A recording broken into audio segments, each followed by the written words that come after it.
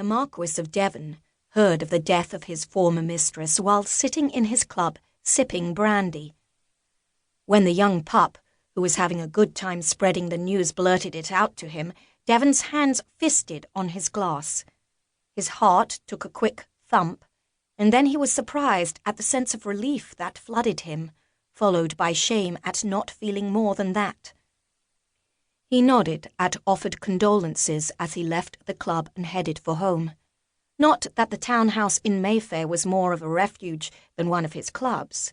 His townhouse was the place where he kept his clothing and worked at his desk in the library, where he made the requisite 3 trips a week from his bedchamber to his wife's for the purpose of getting her with child. But he had no desire to put up with the shrewd glances and speculations that were surely to come if he remained at White's. He entered the mews, turned his horse over to the stable-master, and took the stairs up to his house. He wondered if Eugenia had heard the news. As a polished and proper member of the ton, his wife would not acknowledge Margaret's death. Neither would he. They had never spoken of his former mistress. Indeed, as far as everyone was concerned, including Eugenia, he had still visited her for sex. As he approached his bedchamber, he didn't realize the lateness of the hour until the bell sounded to dress for dinner. His valet, Jake, awaited him. "Good evening, my lord. I have your bath ready." "Thank you, and this evening her ladyship and I will be attending the Ponsonby ball." "Yes, I have the proper attire for the event ready." The man sniffed. Too well trained to show he needn't a reminder, since Jake knew Devon's schedule better than he himself did. Nevertheless, Devon sensed the slight rebuke. 2 hours later, Devon held up the crystal decanter as Eugenia settled on the blue and white striped chair in the drawing-room, where they awaited the dinner announcement. "Would you care for a sherry, my dear?"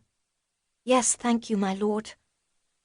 Always formal, his wife was the epitome of what he had wanted when he had begun his search for a marchioness.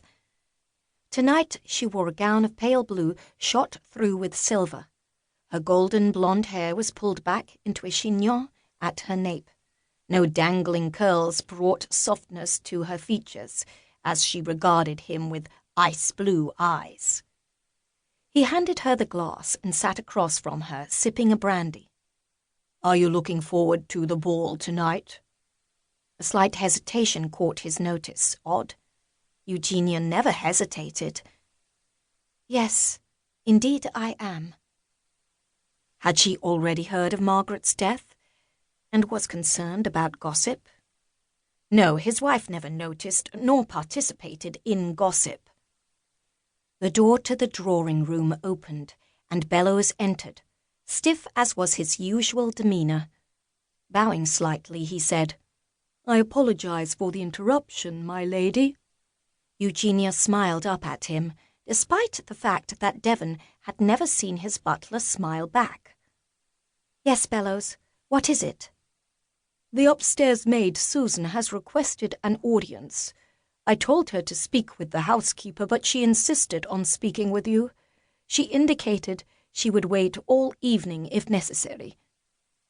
The butler appeared as though he smelled something unpleasant on the bottom of his shoe. "You may send her in." Eugenia placed her glass on the table. Not wishing to deal with servants' issues, after all, wasn't that one of the reasons he had wanted a wife? Devon stood. "I will leave you to deal with this." "No." Eugenia held out her hand. "Please stay, my lord. If you are uncomfortable, you can pick up a book and pretend to read. I am sure this won't take long, and then we can move on to dinner." He acquiesced and headed to the sideboard to refill his brandy glass. He still would have preferred to remove himself, but since she requested he remain, he would bear it. Devon recognized the chit when she entered. A slight girl, and whether she was attractive or not was unknown since her face was swollen with tears. She crushed a handkerchief between her fingers and moved to stand in front of Eugenia. It seemed to him